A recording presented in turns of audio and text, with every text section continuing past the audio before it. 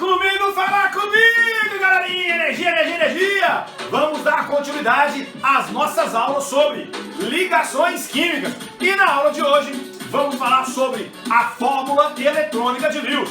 Meu nome é Fernando Mota, professor de Química Pura. E eu vou te pedindo, dá o seu like, se inscreva no canal, ative o sininho e toca a vinheta. Curso de Química com o professor Fernando Mota. É Química Pura! Vambora, galerinha! Vambora, moçada!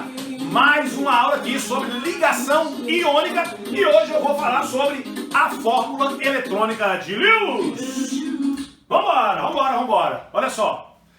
Dando continuidade então às nossas aulas, tá? Estamos falando sobre ligações químicas e estamos detalhando agora as ligações iônicas, tá bom? Pessoas, olha só, fórmula eletrônica de Lewis ou simplesmente fórmula de Lewis ou simplesmente fórmula eletrônica.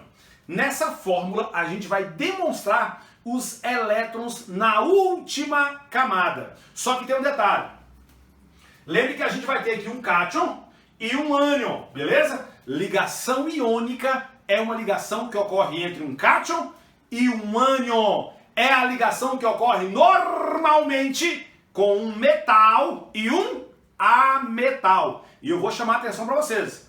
Nem sempre a ligação de um metal com um ametal vai ser ligação iônica. Nós já vimos isso nas aulas anteriores. Fiquem espertos. Motinha, mas como é que eu vou saber se aquele metal com aquele ametal não vai ser ligação iônica? Normalmente a questão vai falar sobre as propriedades da ligação ou sobre as propriedades, né, do composto, beleza? E aí você conhecendo as características das ligações e as propriedades do composto, você vai saber falar se é iônica ou não. Lembrando que para ser uma ligação iônica deve haver uma transferência definitiva de elétrons. Tem que haver a formação de um cátion e de um ânion. E na aula mais para frente eu vou falar sobre as propriedades de um composto íon, beleza? Então vamos lá? Então eu tenho um cátion e eu tenho um ânion. Eu tenho um cátion, eu tenho um ânion. Eu tenho um cátion, eu tenho um ânion.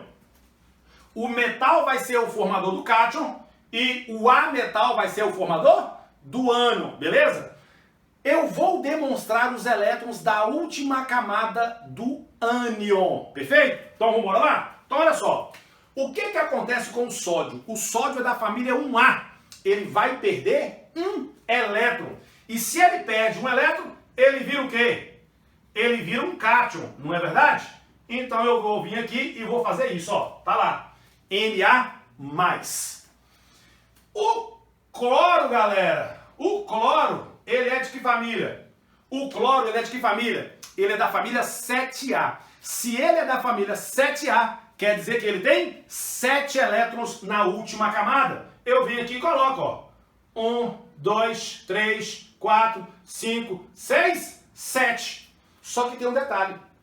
O sódio não perde um elétron, esse cloro ganha esse elétron. Ele ganha e fica o quê? -1. Então, essa é a estrutura de Lewis, tá bom? Na+, Cl, -1.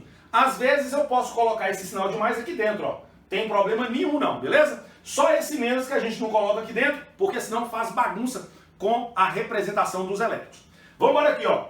Cálcio.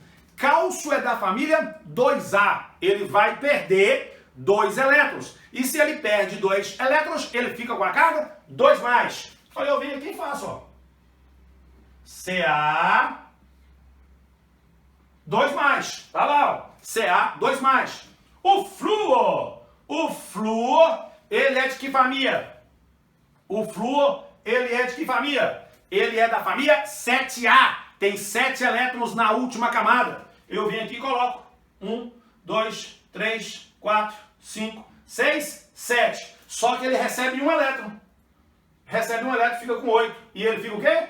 -1. Só que detalhe, são 2 flúor. Então eu vou colocar, ó, o 2 aqui. Beleza?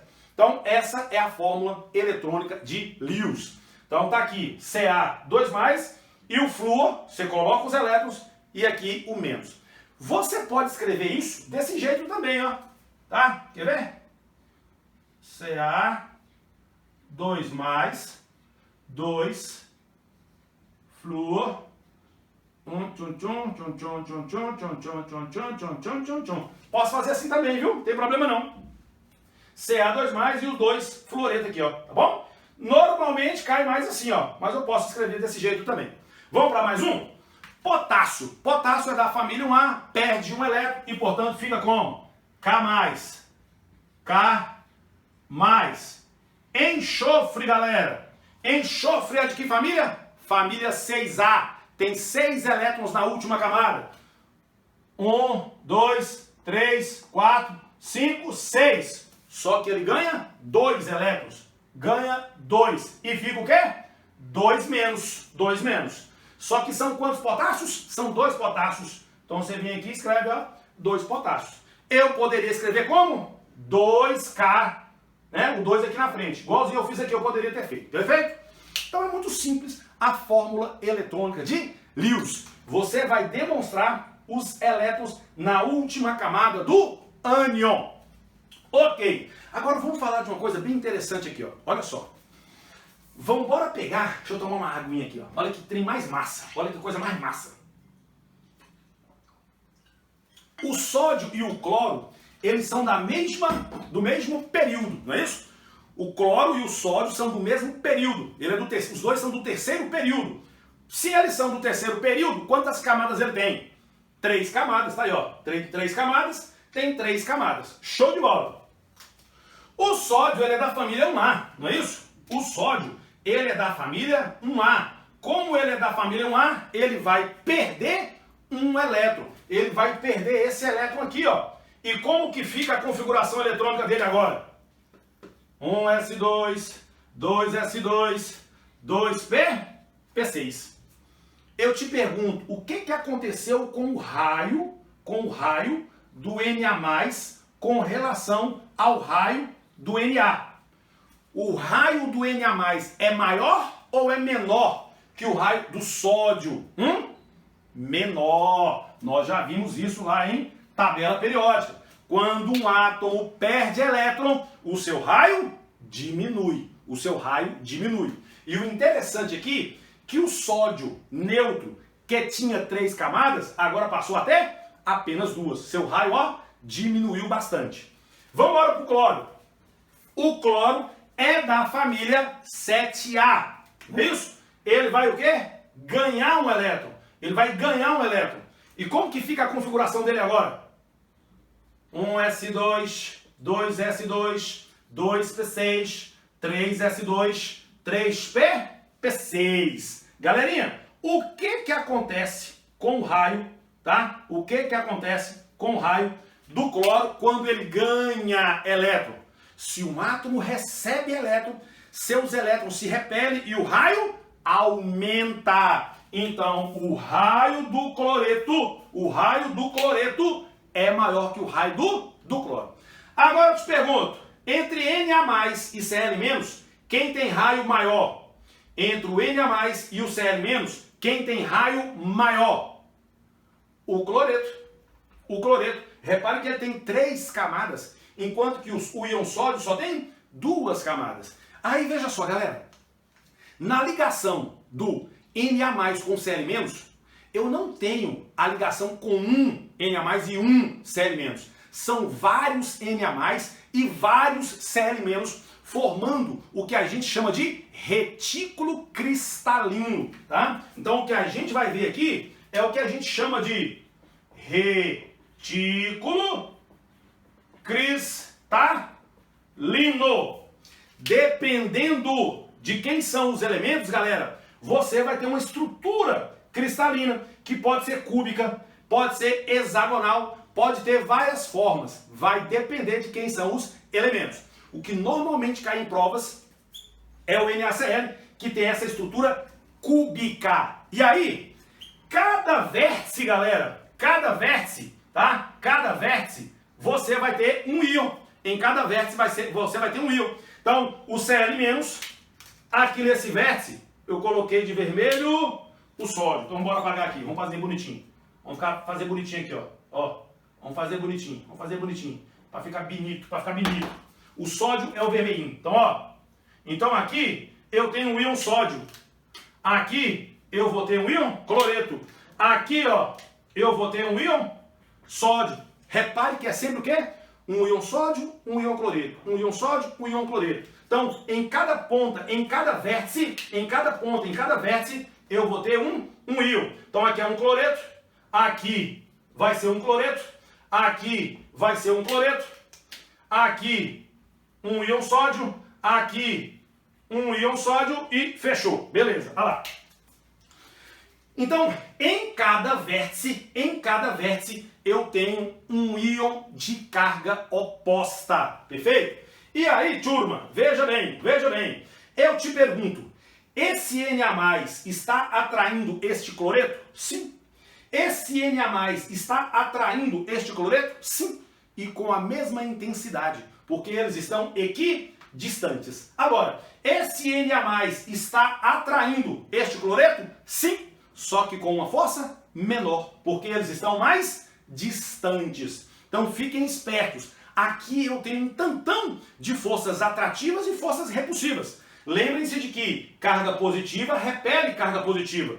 Carga negativa repele carga negativa. Mas carga positiva atrai carga negativa e vice-versa.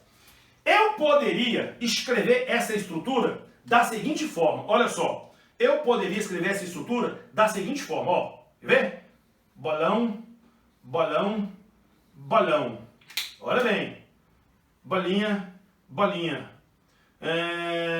Bolinha, bolão. Bolinha, bolão. Bolinha, bolão. Bolinha, bolinha.